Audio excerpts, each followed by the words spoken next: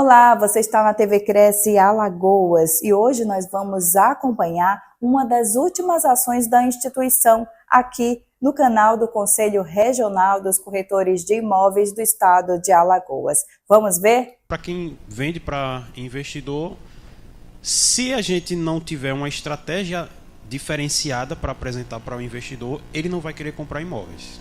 Ele vai preferir pegar o capital e alocar no mercado financeiro, né? Que ele vai ter mais rentabilidade, não vai ter dor de cabeça, não precisa se preocupar com inquilino, com contratar a empresa para fazer gestão de locação por temporada. E aí quem tem imobiliária perde, quem é corretor perde, quem faz gestão de locação por temporada perde. Mas existem estratégias pelas quais a gente pode driblar esses impostos, né? E é extremamente importante que vocês conheçam isso para poder instruir os clientes de vocês, tá? Eu estou falando de estratégias lícitas, tá? Planejamento tributário é algo que sempre existiu no Brasil. Nós somos o país que tem o sistema tributário mais complexo do planeta, top 1. E eu não sei se com a reforma tributária a gente vai deixar esse posto, tá? Acredito que não. Vamos continuar sendo top 1, tá? Algumas coisas estão melhorando, outras coisas nem tanto. E assim, ainda temos, as mudanças já começaram a acontecer e a gente já tem uma série de, um verdadeiro arsenal aí de estratégias para poder orientar melhor os nossos clientes, tá?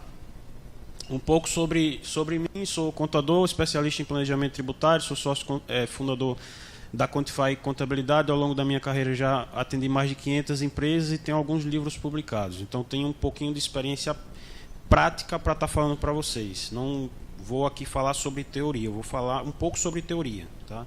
Mas eu vou falar com vocês sobre questões práticas, tá? O que acontece de verdade no mercado.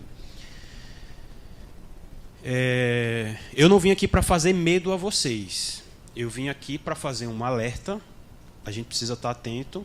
E eu vim aqui para ajudá-los a transformar os problemas, as ameaças, em oportunidades, tá? Sempre que acontece um problema, sempre que tem uma mudança no mercado, as pessoas elas buscam soluções. As pessoas ficam nervosas, ficam com medo, isso é normal. E vai tirar vantagem quem souber ser esse porto seguro para o cliente, né? Saber instruir, saber como falar, saber os caminhos, né?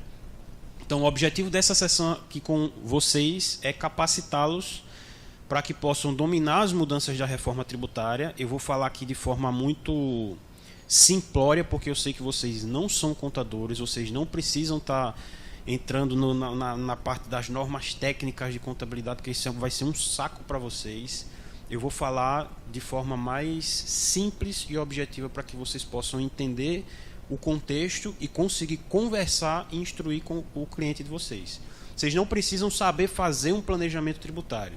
Vocês precisam saber que existe o planejamento tributário e dizer para o cliente, ó, tem saída. Você não precisa necessariamente deixar de investir em imóveis e aplicar o seu dinheiro no mercado financeiro. Existe uma saída assim assado que você consegue manter a rentabilidade superior do mercado financeiro. Eu vou falar isso aqui para vocês. Vamos conversar com o Bruno, que o Bruno resolve. A gente tem um ditado antigo que diz que a gente não precisa saber, né? Tem que ter, o importante é ter o contato de quem sabe, né? É isso aí. E aí ganha vocês e ganha eu, né? É maravilhoso. E aí vamos aprender a proteger o capital do seu cliente e multiplicar suas vendas. Eu vi que alguns aqui vendem para investidores e outros não. E eu digo para vocês, como eu atendo muito corretor e muita imobiliária lá, o pessoal de classe mais alta são os que vendem para investidores. Então, passem a refletir sobre isso. Tem muito corretor também que vende MRV e fatura muito bem, mas muito bem mesmo. O pessoal domina, tem técnica, tem estrutura, tem processo de venda, o pessoal dá um show, sabe? E fatura muito bem. Mas, de forma geral, o pessoal que atende o alto padrão, que atendem os investidores. E assim, outro dia desse eu estava querendo buscar um imóvel para pagar uma parcelinha de 2.000 conto. Eu não sou rico não, mas já é um perfil para comprar para investimento, que eu queria estar pagando alguma coisa ali para depois ter um imóvel e colocar para alugar. Então existe esse perfil também, tá? De classe média para cima a gente já tem aí investidores querendo alocar capital, né? Verdade? Tem? Ó, pode ser que saia negócio aqui. Então vamos aprender a proteger o investidor, isso é importante para que vocês possam continuar vendendo imóveis para investidores, vocês não precisam necessariamente perder esse mercado. Vamos falar sobre holding patrimonial, cessão onerosa, algumas estratégias para evitar essa evasão de capital. Uma pessoa como o Thiago Nigro, que tem milhões de seguidores nas redes sociais, ele fala um negócio desse e ele não está errado, o que ele falou não está errado, procede, mas ele não sabe das estratégias que a gente sabe, né? E aí no momento que a gente tem acesso ao cliente, a gente pode falar para ele sobre essas estratégias, tá? E vamos, num segundo momento, falar sobre essa estruturação para vocês também.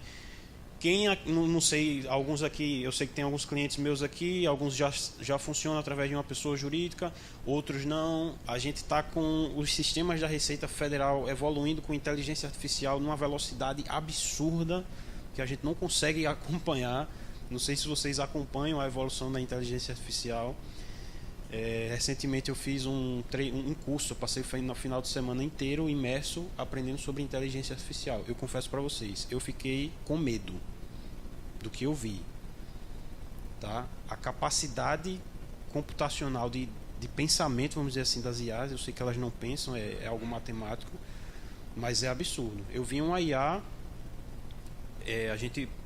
eu mandei um áudio para uma pessoa, um áudio no WhatsApp. A inteligência artificial era o professor que estava dando treinamento.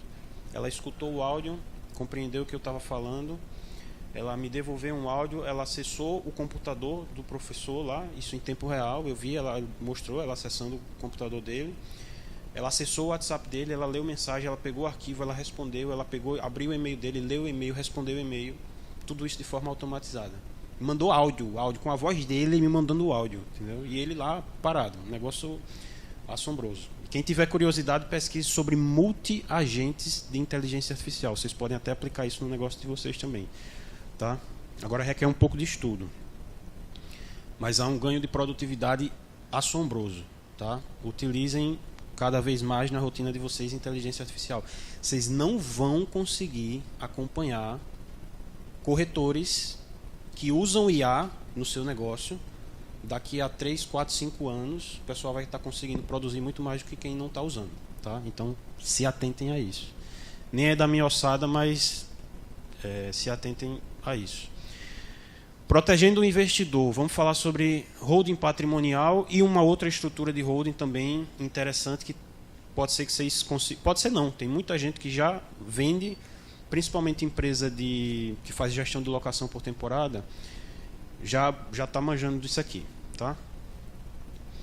Então o alerta é essa nova tributação sobre aluguéis. A partir de 2027 a reforma tributária muda as regras do jogo para quem aluga imóveis na pessoa física. O que antes era isento ou tributado apenas pelo imposto de renda, agora vai ter também IBS e CBS, né?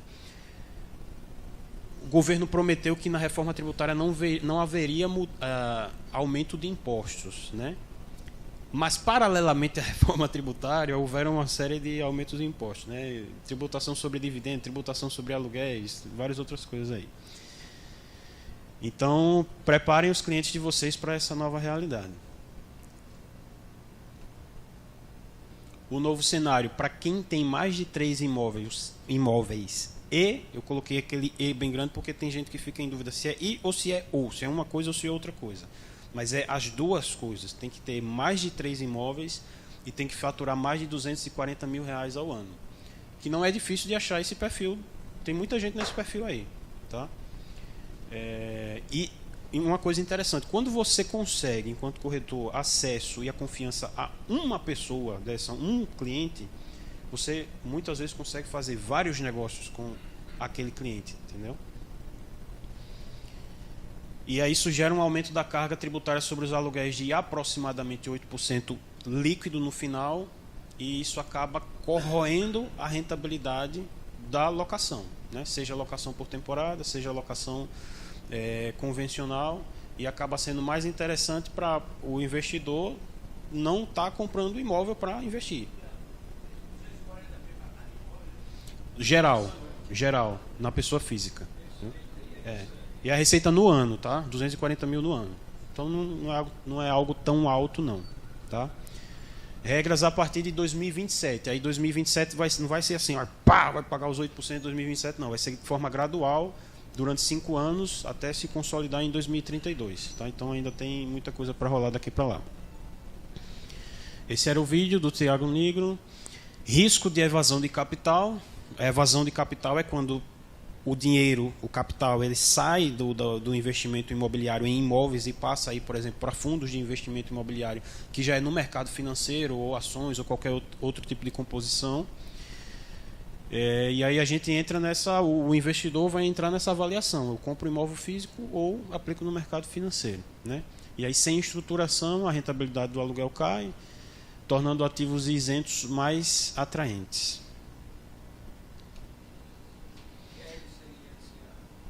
São são aplicações financeiras, entendeu? E quando a gente chega num cenário de taxa de juros alta, acaba sendo mais interessante aplicar até às vezes em títulos tesouro, essas aplicações de renda fixa, do que está se expondo em...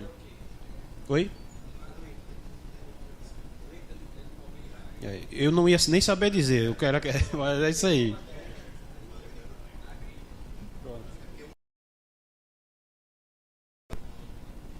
Obrigado. Eu não ia saber responder essa pergunta. Vou falar alguns exemplos para vocês entenderem o que é planejamento tributário, o que é engenharia tributária que a gente faz no Brasil, tá? E para vocês entenderem que isso não é algo ilícito. Como a gente tem vários caminhos para uma mesma finalidade, a gente encontra os caminhos que a gente paga menos imposto, tá? Caso sonho de valsa, esse caso circula muito na internet, é muito famoso, pessoal, não sei se vocês já viram isso aqui, mas a gente tinha aqui um bombom. A tributação do bombom de IPI ela é 5%. E aí a equipe lá, muito inteligente, disse, rapaz, o biscoito wafer, ele não tem IPI, ele é 0%. Se a gente pegar a embalagem do bombom e deixar de dizer que é bombom e passar a dizer que é um biscoito wafer, a gente vai vender a mesma coisa e a gente vai deixar 5% líquido no caixa da empresa. E aí eles fizeram isso é lícito, isso não é ilícito, eles mudaram só a embalagem do produto, reclassificou e deixaram de pagar o IPI. Tá? Continua sendo o mesmo produto, sonho de valsa, só que deixou de ser bombom, é biscoito wafer. Tá? Caso McDonald's, vocês... quem aqui já foi na McDonald's? Acho que quase todo mundo, né? Todo mundo. Não sei se vocês já perceberam. Se você chegar na McDonald's para comprar um sanduíche ou um refrigerante, é caríssimo. Aí às vezes você tem um sanduíche 30 conto. Aí você tem o combo. Às vezes o combo com batata frita e com refrigerante, eu já vi casos que ele é mais barato do que o sanduíche sozinho. Isso não é à toa. Isso é porque a McDonald's, o Burger King, eles querem forçá-los a comprar o combo. Porque no combo existe uma engenharia tributária por trás. Existe uma estratégia por trás. O refrigerante ele tem uma tributação específica, que a gente chama de PIS e COFINS. Tributação monofásica e ICMS substituição tributária. Vocês não precisam saber o que é isso. Resumidamente, no refrigerante se paga muito menos imposto do que no sanduíche e na batata frita. Então, o que é que eles fazem? No combo, o refrigerante ele tem uma representatividade muito maior. E a batata frita sai a R$3, R$4, o sanduíche sai a R$8, R$9, R$10 e o refrigerante lá em cima. Isso faz com que eles reduzam significativamente a carga tributária. Isso não é ilícito. Isso é lícito. Você pode vender um combo e dar um desconto porque você está vendendo um combo. Então eles pegam o preço do refrigerante, joga lá para cima. Se você for comprar um refrigerante sozinho é caro. E aí no combo você compra baratinho. Então eles conseguem vender o preço final que eles querem receber naquele combo, pagando muito menos imposto. Tá? Isso é um outro exemplo de a diferença de 16,85 para 9,94. Tá? Isso existem estratégias também para o mercado de vocês. Existem estratégias também para os clientes de vocês. Tá? E é sobre isso que nós vamos falar aqui.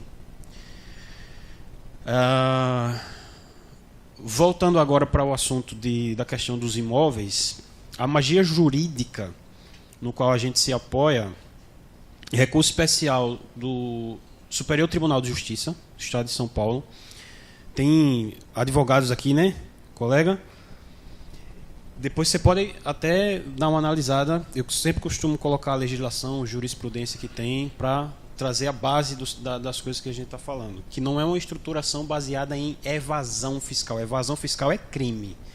Elisão fiscal não. Elisão são essas estratégias que eu estou mostrando para vocês, que a gente encontra caminhos lícitos para pagar menos imposto. Tá? E aí o Superior Tribunal de Justiça disse que a propriedade do bem locado não é requisito essencial para o contrato de locação. Por que isso pode ser interessante para nós? Porque significa que uma empresa ela não precisa ser a dona, ela não precisa ser a proprietária de um bem para poder explorar ele comercialmente, para poder locá-lo, para poder fazer uma sublocação. Tá? E aí a gente vou explicar melhor isso aqui para vocês. Tá? A solução é uma jurisprudência do Superior Tribunal de Justiça e uma solução de consulta da Receita Federal, feita em 2017, que fala que a sublocação ela pode ser tributada no Simples Nacional. Não sei se vocês sabem, mas as holdings convencionais elas não podem ser Simples Nacional. A atividade de locação de imóveis próprios ela é vedada no Simples Nacional. Quem sabe o que é Simples Nacional aqui? Poucos, né? Poucos. Simples Nacional é um regime para pessoas jurídicas, no qual você paga uma carga tributária reduzida, favorecida, tá? Para empresas de pequeno porte, que faturam até 13 milhões e 800 mil reais por ano. Então, o que a gente quer, o melhor cenário, é enquadrar no Simples Nacional.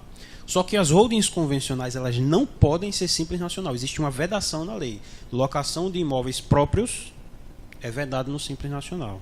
Mas isso aqui que a gente vai estruturar não é uma locação de imóvel próprio. É uma locação de imóvel de terceiro. Tá? A empresa vai estar locando um imóvel de terceiro. É uma sublocação. E a própria Receita Federal ela já se pronunciou na solução de consulta 5.014 de 2017, dizendo que a sublocação pode ser tributada no Simples Nacional. Então, nos apoiando nessas duas bases, nós vamos fazer uma estruturação em que a gente consegue tributar a locação pela pessoa jurídica sem transferir o imóvel para a pessoa jurídica. Ele permanece na pessoa física. Tá? Sublocação via PJ. O proprietário cede a posse. A posse não é propriedade. Tá? Ele cede a posse do imóvel para uma pessoa jurídica sem transferir a propriedade. Então, você vai fazer um contrato, seu cliente, no caso, vai fazer um contrato. Eu recomendo fortemente um contrato de cessão onerosa. Por que um contrato de cessão onerosa? Porque a cessão gratuita ela pode configurar uma fraude. Né? É estranho você estar fazendo uma cessão gratuita. Então, a gente recomenda um contrato de cessão onerosa. É semelhante àquele caso que eu falei para vocês da McDonald's. Eles fazem a estratégia, mas eles tomam alguns cuidados. Por exemplo, a McDonald's ela não aumenta o valor do refrigerante. Porque se ela aumentar o valor do refrigerante no combo, isso já pode configurar fraude. E ela pode ter algum problema, isso pode ser revertido na justiça. Então ela toma o cuidado de manter o preço do refrigerante e dar desconto só nos outros itens. Tá?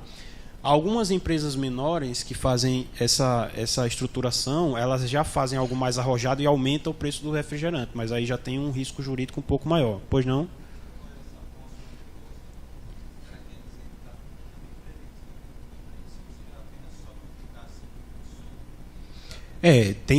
A gente precisa, para fazer uma estruturação como essa, a gente precisa ter um mínimo de segurança jurídica, né? A gente não. Isso. O que é um contrato de cessão onerosa? Significa, exemplo, vamos supor que eu tenho um imóvel e eu vou ceder ele para você. Tá? A posse dele vai ficar com você. Você pode até sublocar ele e receber pelo aluguel da sublocação. Mas na cessão onerosa, onerosa implica dizer pagamento. Você vai me pagar um valor menor, e você pode, exemplo, vamos supor que você me pague 30 mil reais para ficar com a posse do meu imóvel durante 3 anos. É um valor quase que simbólico. Né? 30 mil reais na pessoa física, a tributação é zero. Me paga 0 reais, que está dentro do limite de isenção. Então, você me paga um valor para você ficar com a posse do imóvel, você pode sublocar esse imóvel. Eu lhe permito no contrato que você subloque.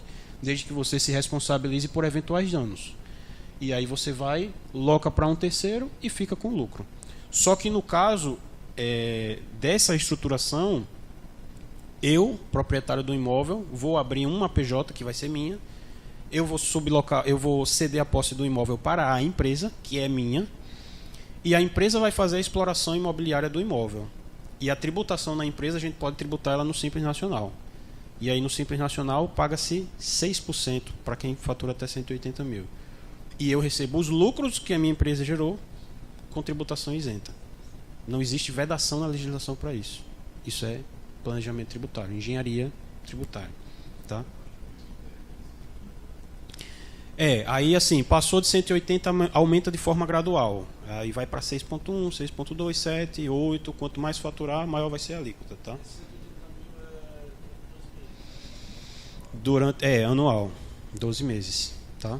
Aí acima disso aumenta, mas não aumenta de forma drástica não. Entendeu?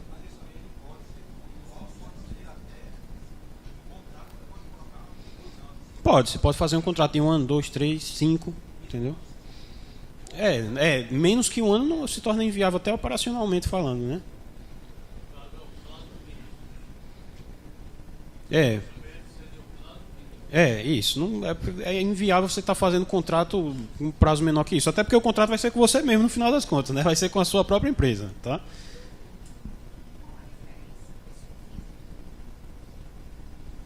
Se eu...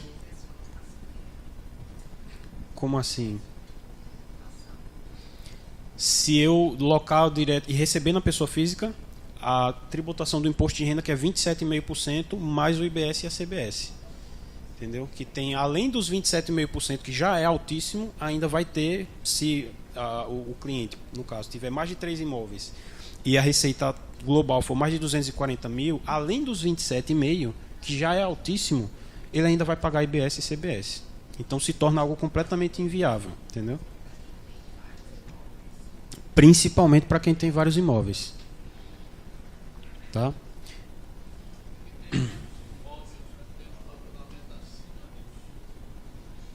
Quem tem menos imóveis e faturamento acima disso, também é mais viável fazer essa estruturação, porque só os 27% do imposto de renda já é muito maior do que os 6% da pessoa jurídica. 6, 7, 8, tá?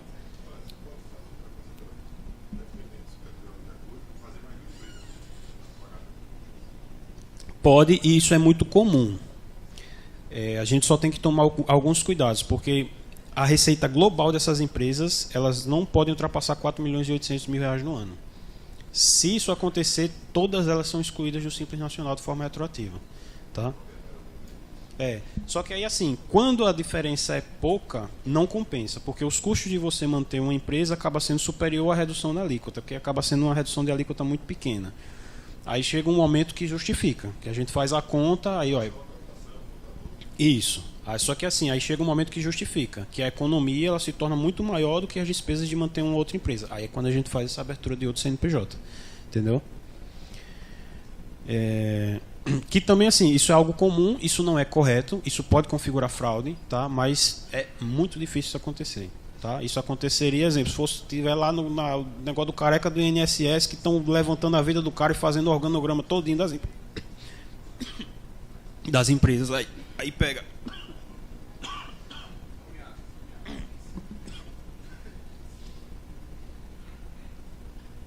Entendeu? Quase que eu... Fui falar daquele povo lá, meu irmão, aí já deu logo uma... Deus me livre. Deus é mais. Não, tô fora. Cessão onerosa, transferência da posse, acho que vocês já entenderam isso aqui. E por fim, a questão da exploração comercial do imóvel. A empresa faz a sublocação e ainda enquadra no Simples Nacional, o que é duplamente benéfico. Como é? Deus é mais. Então a gente tem nesse cenário uma menor burocracia, porque você não precisa transferir os imóveis para a pessoa jurídica. A propriedade permanece na pessoa física, evitando custos de TBI e de escritura. Tá? A gente pode chamar de uma holding. As holdings convencionais, né? Aí tem um detalhe, tá? Essa modalidade não é uma modalidade aconselhável para quem visa planejamento sucessório.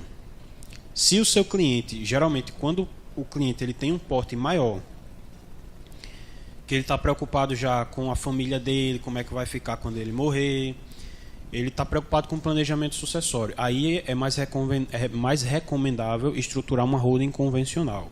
Até pelo valor do faturamento, quando o cliente quando o cliente tem um porte muito grande, no Simples Nacional se torna completamente inviável. Como a alíquota ela acompanha com o faturamento, então acaba extrapolando. Como ele tem um faturamento muito alto, acaba extrapolando e se torna melhor o próprio lucro presumido. Que é quando a gente estrutura uma holding mais tradicional, que ela não vai ser Simples Nacional, que precisa transferir os imóveis para a pessoa jurídica, e aí o advogado consegue fazer toda a estruturação para manter a segurança e garantir a sucessão sem precisar de inventário como o cliente quer.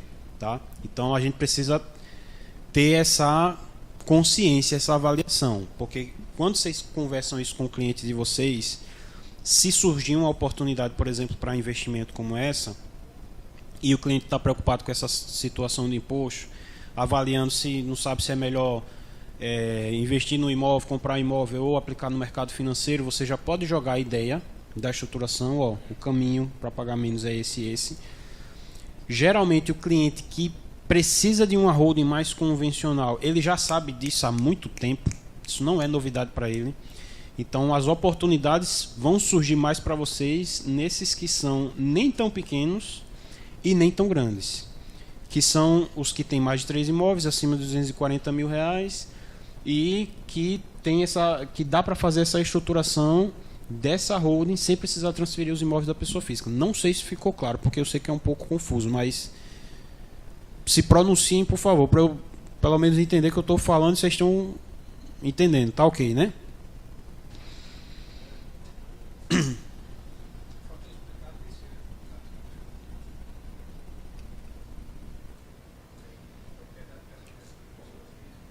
Não, eu falei, a propriedade do imóvel permanece na pessoa física, você não precisa transferir ele para a pessoa jurídica, entendeu? A partir do momento que você transfere para a pessoa jurídica, quando a empresa locar, ela vai fazer uma alocação de imóveis próprios. Aí é vedado no Simples Nacional. Obrigatoriamente ela precisa ser lucro presumido ou real. Precisaria. Até porque se o cliente está preocupado com planejamento sucessório, ele não quer que o imóvel esteja na pessoa física dele. Ele tem os filhos, ele tem muitos bens, ele quer que quando ele se for, já esteja tudo organizado. Então ele joga tudo para a pessoa jurídica, paga ITBI, paga tudo que tem que pagar e faz a estruturação na pessoa jurídica, entendeu? Essa PJ não pode ser simples. Ficou claro isso? Esse é o cenário da PJ simples, tá? Para a gente não confundir.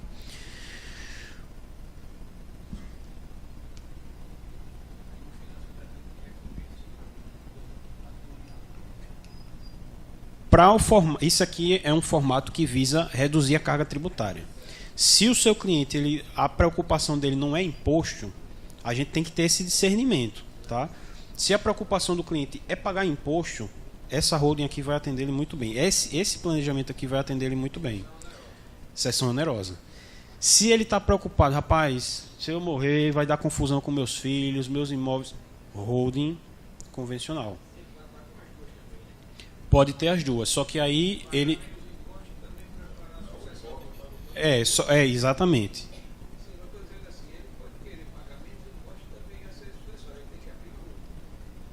Só que aí, nessa modalidade de holding, ele tem uma eficiência tributária, muito melhor que na pessoa física, mas não é tanto quanto aqui, entendeu? Então é um cenário extremamente viável para quem tem um patrimônio maior e está preocupado com o planejamento sucessório. Tá?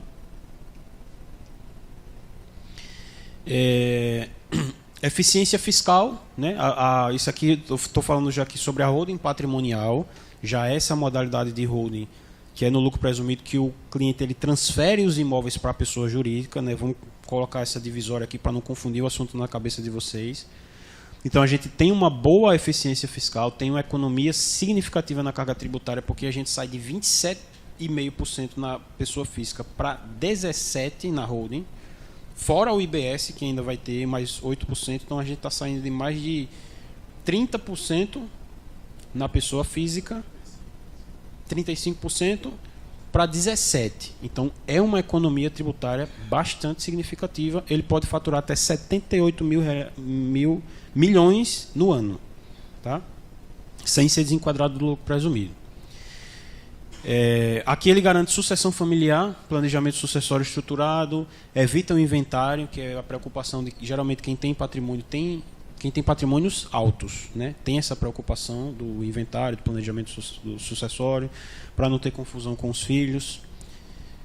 E até quando a gente vai fazer essa transferência aqui, existe uma série de estratégias para isso, tá? Para poder colocar os imóveis na PJ, para poder colocar os filhos na empresa, porque o filho não tem renda, ele precisa ter as cotas. Se tiver doação, aí tem que pagar os 2% de imposto. A gente faz um contrato, faz uma outra engenharia também legal para poder conseguir colocar os filhos na empresa, conseguir fazer a transferência dos imóveis pagando o mínimo possível, tá? Mas eu não vou entrar nesse detalhe aqui, não, senão vai ficar muito complexo na cabeça de vocês. Nesse modelo convencional a gente tem uma redução de até 40% nos impostos e bastante segurança, tá? E garantindo a rentabilidade para o investidor. Vocês conseguem identificar o cliente ideal para estruturar isso aqui e não perder venda para o Thiago Negro, para o pessoal comprar lá os fundos de investimento imobiliário dele. Investidores que tenham mais de 3 imóveis alugados ou em carteira, receita de aluguel atual projetado ou acima de R$20 mil por mês, que dá uns 240 mil no ano, e clientes preocupados com a real situação sobre sucessão familiar e proteção de bens. Isso aqui, cessão onerosa. Isso aqui, holding convencional. Tá? Isso é um perfil de cliente, isso aqui é outro perfil de cliente. Tá?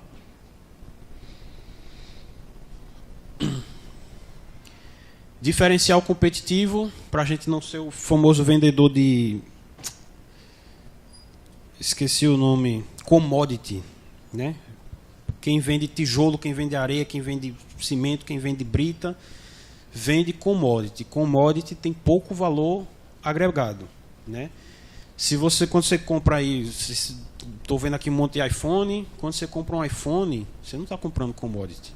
Você está pagando muito mais caro, você não está comprando só um aparelho celular. Ali eles vendem status, eles vendem design, eles vendem uma série de coisas que eles conseguiram colocar no mercado, colocar na cabeça do consumidor, e são coisas subjetivas. Não é igual commodity que se vende, são coisas subjetivas. E aí eles precisam de estratégia para apresentar isso, para gerar essa percepção de valor nos clientes. Quando a gente vai vender, a gente precisa disso também. Quem tem processo de venda estruturado aqui, ou quem vende, aprendeu assim na raça mesmo, não, eu entrei, era o que tinha para fazer, comecei a vender na raça, que eu sei que a maioria começa assim.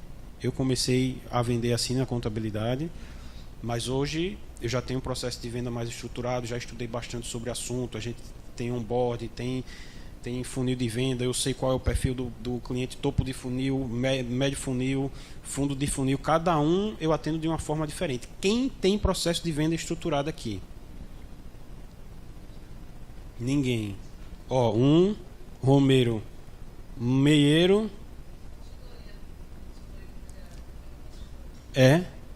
Show de bola. E tem os processos.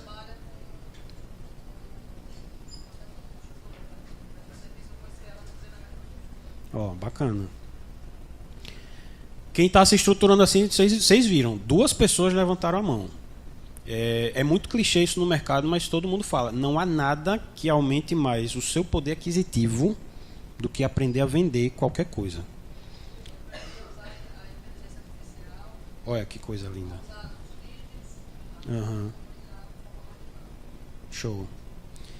E a gente precisa, é imprescindível que vocês aprendam. É uma necessidade, gente. Sério, é uma necessidade hoje para qualquer mercado aprender a usar a inteligência artificial. Vocês não vão conseguir brigar. Dá medo, não dá medo? Isso, só que a gente tem que aprender a usar IA, né?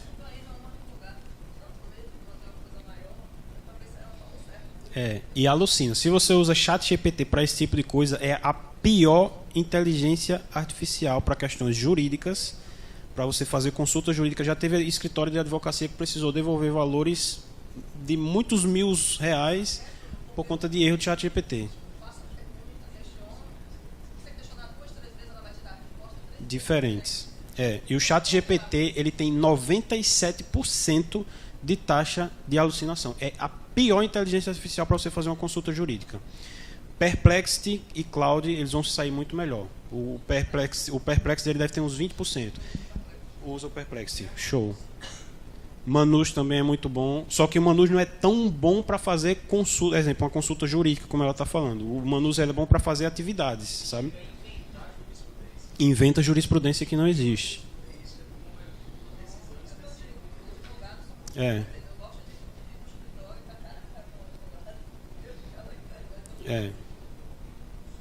Manus é uma IA muito poderosa, poderosíssima. Esse slide aqui foi feito no Manus, em 2 minutos. Eu não passei 2 minutos para fazer esse slide que eu estou apresentando para vocês. Foi feito no Manus. Eu mandei um áudio dizendo que era que eu queria, ó, isso. Eu uso a ferramenta paga. Em 2 minutos o slide estava pronto. E vocês veem que o slide está feito num nível com emojis, né, com os negócios num nível profissional, com as cores da minha marca, que a minha marca Quantify do escritório são cores azuis.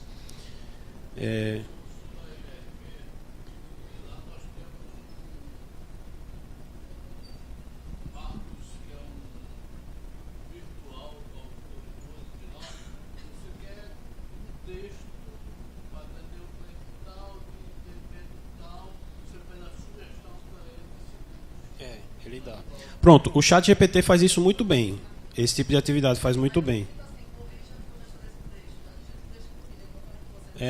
Isso ele faz bem. Agora, consultoria, essas coisas jurídicas, é péssimo. É a pior que tem para se usar. Aí o melhor para você usar é o Perplexity. Tá? Ela é o que tem até hoje, ela é o que tem menor. E tem uma IA aqui no Brasil, desenvolvida por brasileiros, que ela é específica para fazer peticionamento, peça jurídica, essas coisas. Você coloca lá o número do processo, você põe lá, faz toda a descrição, a gente precisa dar contexto, e ela alucina muito pouco. Toda IA alucina. A gente chama de alucinação, né? Quando ela inventa algo que não existe. Inventa uma jurisprudência que chama-se alucinação. Tá? Aí, assim, existe uma IA que ela alucina quase nada. Eu esqueci o nome e foi desenvolvida por brasileiros. Tá? Obviamente, a gente precisa revisar, né? Ela devolveu, a gente precisa revisar. Mas é uma IA muito boa para essa área aí. E falar um pouquinho agora sobre a operação de vocês. Tá? Só um adendo ainda sobre essa questão de vendas. Eu passei um tempo usando inteligência artificial para fazer prospecção aqui no escritório, lá no escritório. Ela era estruturada, ela era feita baseada no ChatGPT. Ela entendia toda a operação do escritório. Eu comprava listas de contatos, inclusive, se brincar, alguns de vocês aqui já receberam contato dessa inteligência artificial lá no escritório. Ela manda uma mensagem: olá, sou da Quantify Contabilidade, a gente tem uma contabilidade especializada no ramo imobiliário. Você tem interesse de saber um pouco mais, tal, a gente faz umas estruturações assim, assado. Aí o pessoal diz: não tenho. Quem diz: opa, tenho interesse. Aí ela continua a conversar até fazer um agendamento na minha agenda. Tá? Isso feito com inteligência artificial. Como é que vocês vão brigar com o concorrente de vocês que faz uma estruturação de processo desse com inteligência artificial, que vende com inteligência artificial, que produz conteúdo para o cliente dele com inteligência artificial numa velocidade altíssima? Como é que você vai fazer isso manual? Como é que você... Não tem jeito. Ou a gente aprende a usar IA e coloca ela no nosso dia a dia, ou vamos ficar fora do mercado. Muito se fala hoje que diz assim: olha, a IA vai substituir o humano. Não vai, não é impossível. Só que assim, quem vende commodity, quem não aprender a utilizar, vai sair do mercado, porque atividades corriqueiras, a IA substitui. Né? Não substitui a visão estratégica, não substitui o seu posicionamento consultivo com o seu cliente. Isso ela não vai substituir. Mas se você aprender a usar ela na sua operação, para você orientar o seu cliente, para você identificar oportunidades, para você prospectar cliente, para você converter o cliente, aí você vai sair na frente de uma galera, tá? E quem não usa não vai conseguir brigar com você, tá? É uma briga injusta, tá? A briga da pessoa que usa IA com a briga da pessoa que não usa é injusta, tá? Não dá. Não pode brincar esse serviço, não. Isso não é, gente, isso não é algo para deixar para fazer isso. Vocês precisam, quem ainda não tem familiaridade com IA, precisa sair daqui hoje e pesquisar alguma coisa e baixar algum IA no telefone e começar a reinar e começar a aprender, tá? Senão daqui a 5 anos dificilmente vocês vão estar no mercado, qualquer mercado que seja, tá? Ó, o menino falou que tem um curso de IA aqui no Cresce, gente, isso é importante, viu? Pelo site.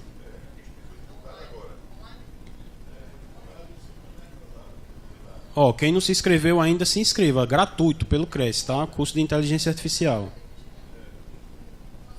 Ó, show de bola, importantíssimo isso aí, viu? Até eu acho, não sei se pode, porque eu não sou corretor, vou ver se eu posso também, né? Acho que pode. Lovable, conheço, já desenvolvi inclusive aplicativo por ele. É uma ferramenta muito boa, a gente precisa saber fazer os prompts, né, para saber dar orientação, mas você consegue criar sites, você consegue criar um aplicativo seu para os seus clientes usarem, você consegue criar um CRM de venda no Lovable, você consegue fazer uma infinidade de coisas. E, gente, ó, exemplo, isso que ela fala, como é seu nome? Thelma. Eu desenvolvi um CRM de vendas dentro do Lovable, tá? É uma inteligência artificial e vocês não precisam saber um centavo de linguagem de programação. Eu, Bruno, eu não sei absolutamente nada de linguagem de programação. Eu vejo aqueles números, aqueles códigos lá, eu não sei nada do que é aquilo. Eu desenvolvi um sistema para usar no escritório, só conversando com a inteligência artificial. Obviamente, quanto mais você souber conversar com ela, melhores e mais rápidos vão ser os resultados. Mas vocês não precisam entender de linguagem de programação, de nada do tipo, para desenvolver um sistema hoje. Qualquer um aqui consegue acessar o Lovable e desenvolver um sistema seu com o que você quiser. CRM de venda, para você cadastrar os seus imóveis, cadastrar os seus clientes, cadastrar os seus leads, para você não perder o contato e voltar a retomar o contato com aquele cliente. Sistema seu, personalizado, sem entender de linguagem de programação, com inteligência artificial. Tá? Obrigado a vocês. Agora vou entrar no capítulo 2, que é a estruturação para vocês, para a PJ de vocês. Eu falei sobre a estruturação dos clientes de vocês, para que vocês não percam venda, porque vai haver essa evasão de capital. Vai haver não, já está havendo, tá? Essa evasão de investimento no mercado imobiliário físico para o mercado financeiro. Isso já começou a acontecer. Natural, tá? Mas, repito, ainda existem estratégias para manter a rentabilidade melhor no mercado imobiliário, imóveis físicos, né? Vamos falar sobre mitigação de risco e também como é que a Receita Federal está se comportando hoje, tá? Como é que funciona a tributação no imposto de renda da pessoa física de vocês, dos seus recebimentos, os riscos que vocês estão correndo caso não estejam declarando. Tem alguns aqui que eu sei que já são PJ, né? Já estão com os riscos aí mitigados, a gente vai falar sobre isso. Riscos na pessoa física. Quando eu falo riscos na pessoa física, eu estou me referindo automaticamente a quem está recebendo a pessoa física e não está declarando, tá? Eu não estou tratando aqui da pessoa que recebe os valores na pessoa física e está declarando. Eu estou falando de quem está recebendo e não informa, tá? Então a gente tem os riscos da malha fina, né, que é financeira. A Receita Federal cruza dados das instituições financeiras com a sua declaração de pessoa física todos os meses. Isso não é novo, isso acontece desde 2015. Tá? A diferença é que hoje a Receita Federal ela tem inteligência artificial também, não somos só nós, pois não?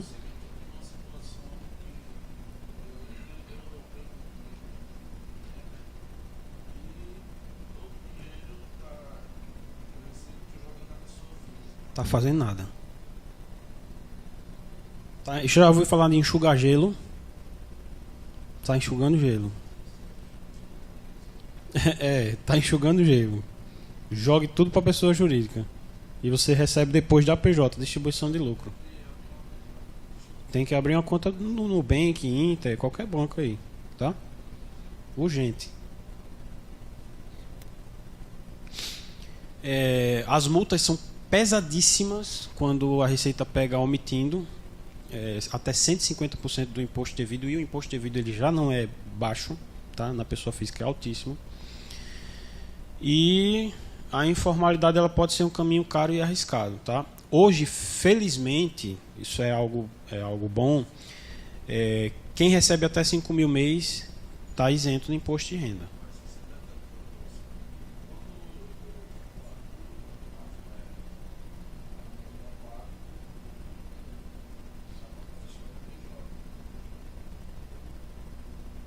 Uhum.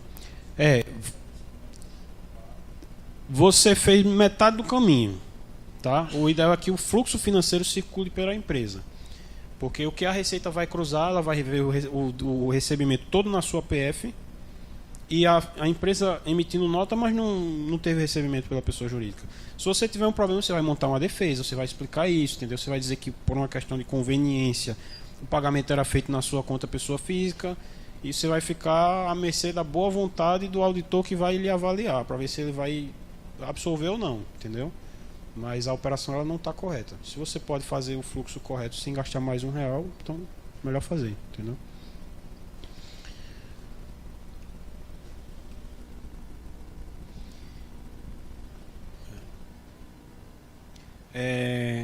Como é que a... Opa!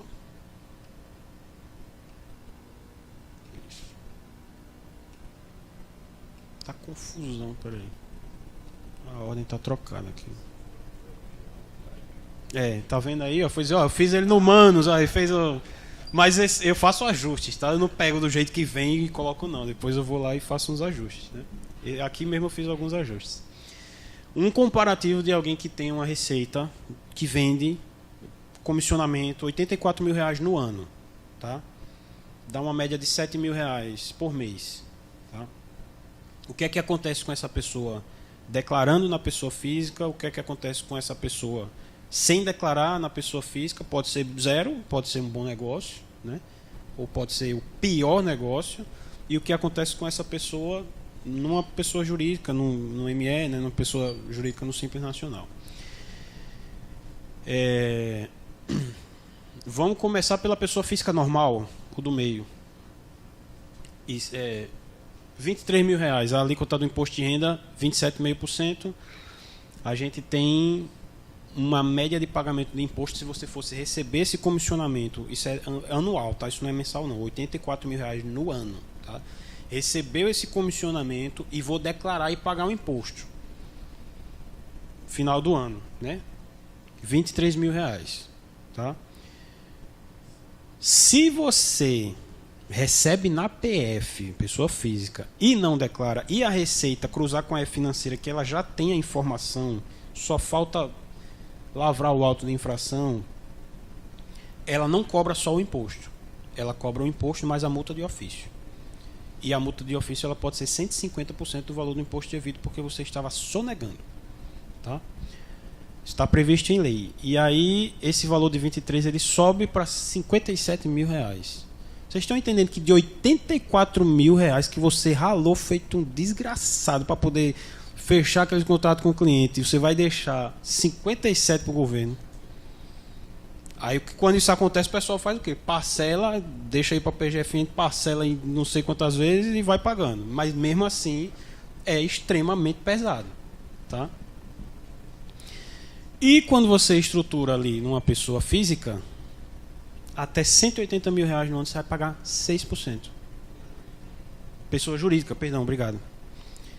E aí você resolveria com R$5.040, tá? Então assim, ficar na pessoa física sem declarar pode ser um ótimo negócio, porque é zero, né? Mas pode ser zero e pode ser aqueles 57 ali, tá? E, gente, mas Bruno, eu conheço o mesmo modo de gente, eu passei a vida toda fazendo assim e nunca deu problema. Eu também.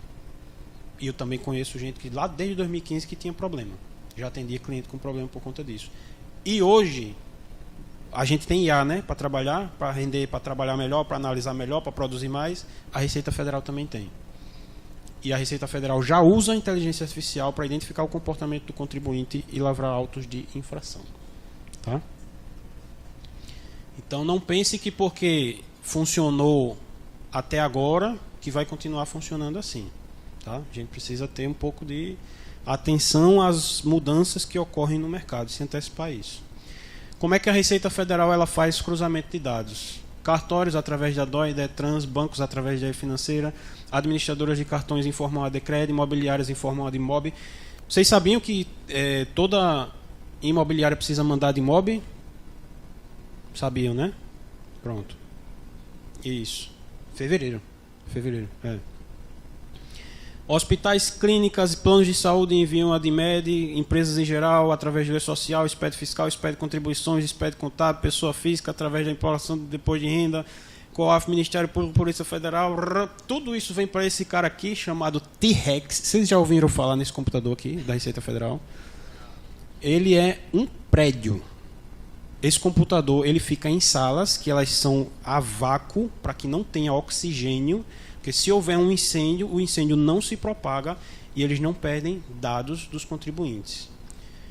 Esse computador ele já existe há um tempo. E ele funciona com um sistema chamado ARPIA. A ARPIA é uma águia que vê tudo, né?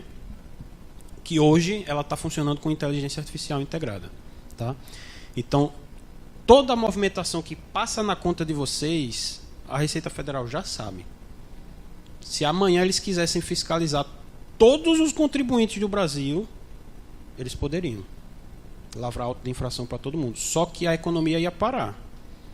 Porque mais de 98% das pessoas têm algum tipo de divergência na declaração. Então, seria inviável. Então, a Receita Federal ela faz essa fiscalização aos poucos. Só que nós estamos num cenário de déficit orçamentário absurdamente alto, a dívida pública crescendo, daqui a uns 4, 5 anos, 4, 5 não, uns 8, já deve estar batendo 100% do PIB, então o governo está fazendo de tudo para arrecadar. Está aumentando imposto, instituiu imposto sobre aluguel, instituiu imposto sobre dividendos, né? E vem trabalhando a fiscalização. Tem muita gente que está indo para o Paraguai, mas daqui a pouco o governo vai firmar um acordo com o Paraguai para coletar as informações de lá, porque quem ainda reside no Brasil precisa tributar os rendimentos que tem do exterior, aí a galera está toda migrando para o Paraguai. Né? O Brasil ele já tem acordo de comunicação com vários outros países, isso é normal, todos os países do mundo fazem isso. Tá? Fazem acordos entre os países para trocar essas informações fiscais, para evitar esse lance de paraíso fiscal, sabe? Está todo mundo migrando para o Paraguai. Daqui a pouco o Brasil vai firmar um acordo com o Paraguai, vai coletar as informações, aí vai vir as notificações tudo do mesmo jeito, entendeu? Ou chora ou não tem o que fazer não, é aceitar e se adequar, tá? E aí esse supercomputador, né, da Receita Federal, ele já vem trabalhando com inteligência artificial. Vou tentar ler aqui, tá? A Receita vem utilizando desde o ano passado, na verdade isso tem mais de 20 anos. Esse supercomputador de última geração chamado T-Rex, só que agora ela está usando com inteligência artificial, que antes não usava, tá? Para combate à sonegação e fraude. O sistema funciona com um software chamado ARPIA e permite o cruzamento e análise de dados em tempo real, aumentando a eficiência de fiscalização, tá? Ele tem um processamento de escala absurdo, tem uma capacidade de armazenamento de 100 petabytes, eu não sei nem o que é isso. Eu sei que é muita coisa, não sei quantos milhões de terabytes. E ele consegue analisar dados de informações brasileiras e de outros países, tá? Que é essa questão que os países eles fazem acordos para trocar essas informações, tá? E aí sempre que porque assim, se você sair e for para o Paraguai e você fizer a comunicação de saída definitiva do Brasil, beleza. Você só vai sofrer a tributação do Paraguai. Mas você precisa sair efetivamente, você precisa fazer a comunicação de saída definitiva. Aí você deixa de ser residente no Brasil e passa a ser residente no exterior. Aí sim, você não sofre, não precisa tributar o que recebe fora. Só que o pessoal está fazendo a galera está aqui e abrindo conta no Paraguai, entendeu? Aí faz uma maracutaia lá para conseguir o cartão de crédito, ficar pagando pelo cartão de crédito aqui, e até então está dando certo. Mas em algum momento o Brasil vai coletar essas informações.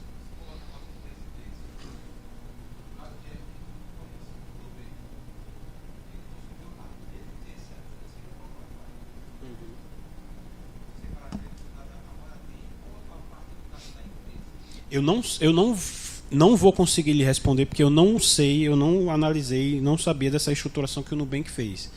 Eu precisaria entender mais a fundo para saber qual foi a engenharia tributária que eles fizeram para poder fazer isso, entendeu?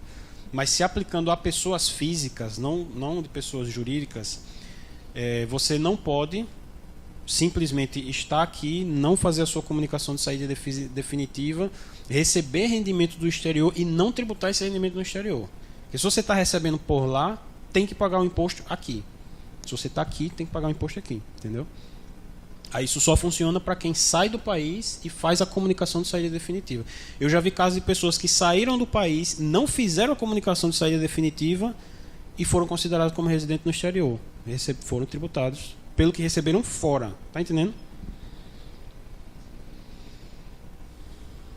E aí, hoje com IA, o computador ele consegue aprender o comportamento do contribuinte. Que até então isso só era possível fazer através de amostragem. O fiscal ele tinha que pegar lá a conta de vocês, tinha que fazer uma análise manual. Hoje isso já acontecia com cruzamento de informações de forma automatizada. Hoje está acontecendo, além disso, com inteligência artificial, tá? Potencializando isso várias vezes. E aí aprende o padrão de comportamento do contribuinte e detecta desvios automaticamente. Eu não vou mentir para vocês, eu não declaro tudo que eu recebo no escritório. Eu já estou esperando daqui a um tempo chegar a cartinha para mim. Não tem problema não, eu assumo. Só que assim, o meu risco eu corro pela pessoa jurídica, o CNPJ do escritório é um risco muito mais controlado que quem está na pessoa física, né? Eu já estou esperando daqui a um tempo chegar a cartinha da Receita Federal aí. Nos últimos 5 anos... Não, eu sei, não tem bronca não. Eu devo, não nego. Pago quando puder, não é assim, né, que fala? Devo, não nego não. Quando chegar a cartinha eu faço um parcelamento e pago. Mas o que eu quero falar para vocês é o seguinte: quando a gente corre risco, a gente precisa saber o tamanho do risco que a gente está correndo, tá? O meu risco ele é um risco PJ. A operação ela ocorre toda pela PJ, eu não recebo praticamente nada pela minha pessoa física. Eu recebo pela PJ, emito algumas notas, né, Luísa? Às vezes a Luísa fica me cobrando, menino, emite as notas. Eu digo, não, segura aí, eu não quero pagar muito imposto esse mês, não, segura aí. Mas eu sei que daqui para amanhã eu posso receber uma intimação fiscal na Receita Federal e eu vou ter que declarar e pagar aquilo ali. Normal, todo processo de fiscalização acontece assim. Só que eu sei o tamanho do problema caso ele aconteça. É na pessoa jurídica. O meu risco é aquele lá, de 6%. Não sei não, a minha alíquota é um pouquinho maior. Tem também. Tem. No meu caso é um pouquinho mais de 6, porque a conta do faturamento deve ser uns 8, 9. Aí a mesma multa de ofício de 150 se aplica lá. Só que é 150 de 6. Tá entendendo? Não é 150 de 27. Então é 4, 5 vezes menor. Então assim, o meu risco é um risco. Estou isento não, mas é um risco mais controlado. Diferente de que se eu tivesse na pessoa física, aí eu poderia nem estar dormindo direito. Porque se a pancada viesse, ia vir uma pancada gigantesca. Entendeu?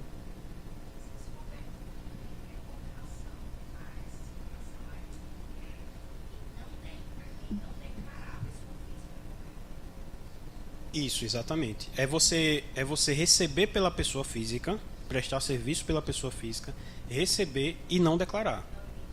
Não emite nota, não declara, não paga imposto.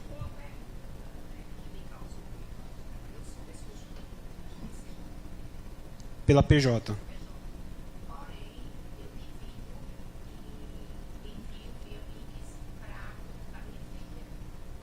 Certo.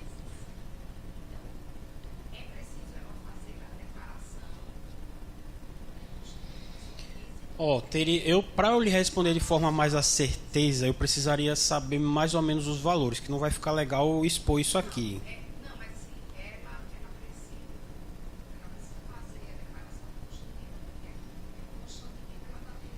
Ela é sócia da empresa, não, né? Não.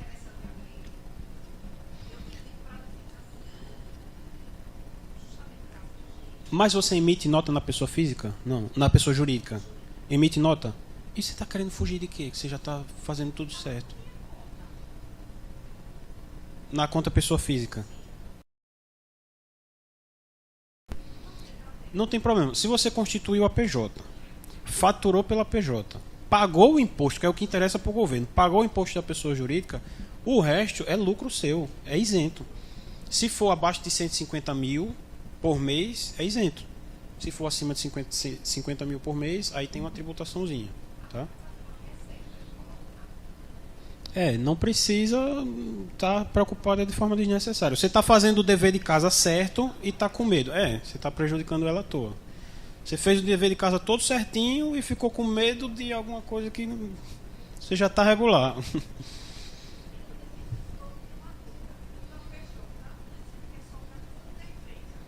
Certo.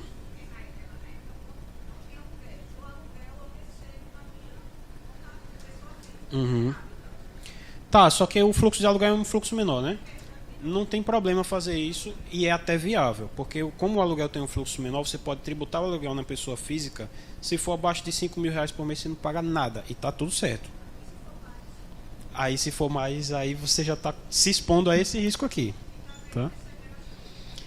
É melhor receber na jurídica.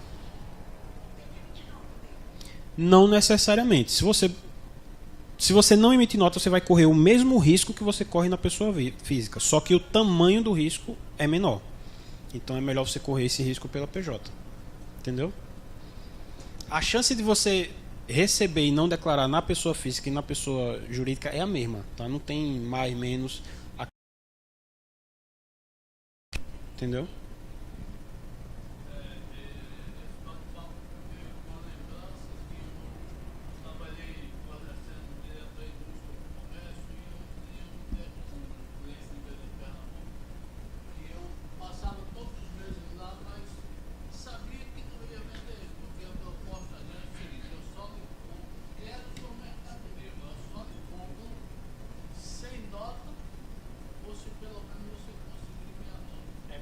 É porque eles pagam o comércio. Quando a gente compra de outro estado, era de outro estado, não era? Pronto. Aí tem um imposto que paga interestadual. Aí o pessoal quer, a gente chama de meia nota ou sem nota, que é para poder pagar menos esse imposto interestadual, entendeu? ICMS.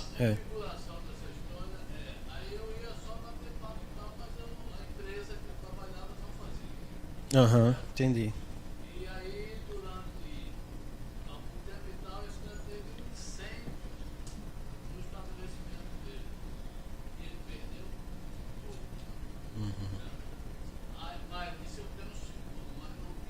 Não tinha nota. Aí perdeu o seguro. Olha.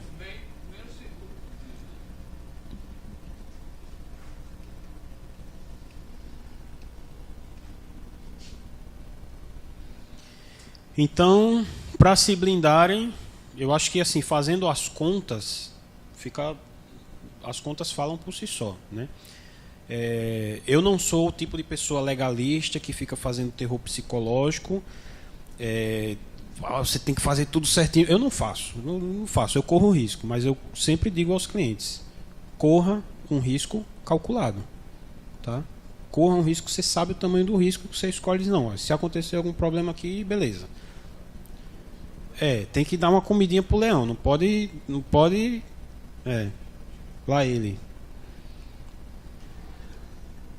Então, diagnostiquem a carteira dos clientes de vocês.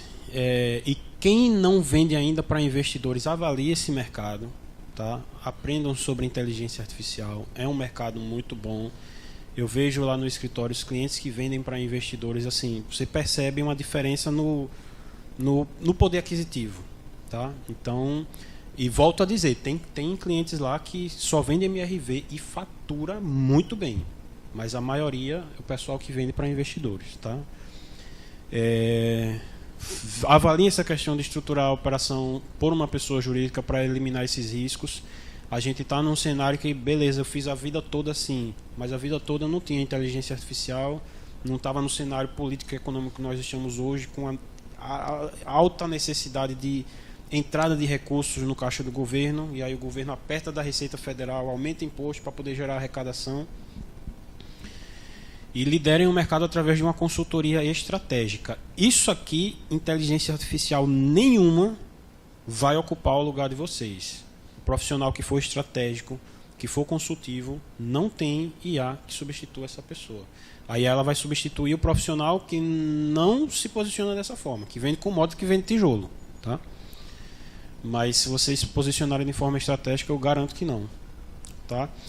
Gente, queria fazer um pedido a vocês. Dá uma trabalheira danada fazer isso aqui na inteligência artificial. Eu passei 2 minutos me esforçando para poder fazer esse slide e vir apresentar isso aqui para vocês.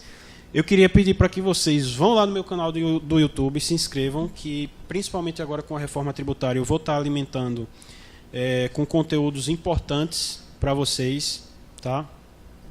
Se essa apresentação aqui não valeu a sua inscrição, então eu estou lascado, né? Foi uma porcaria a minha apresentação aqui.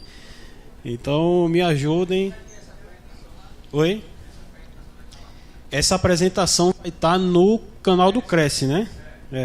Depois eu vou ver até se eu pego lá para fazer uns cortes para jogar para cá. Pode, não pode?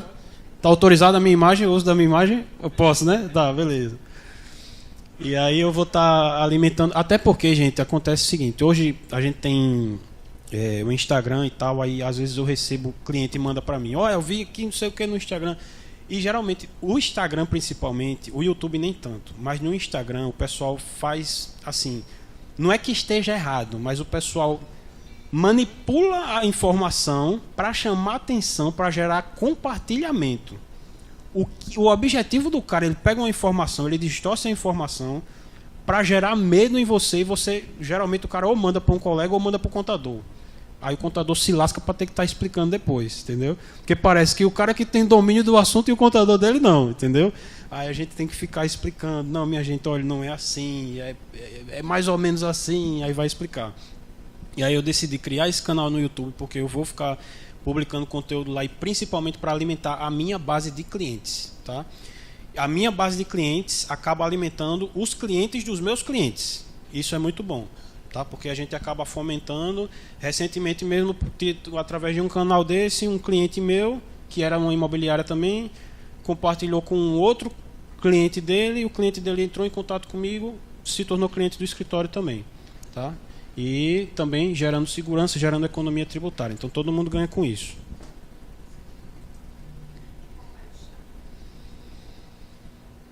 O Insta tá fraco.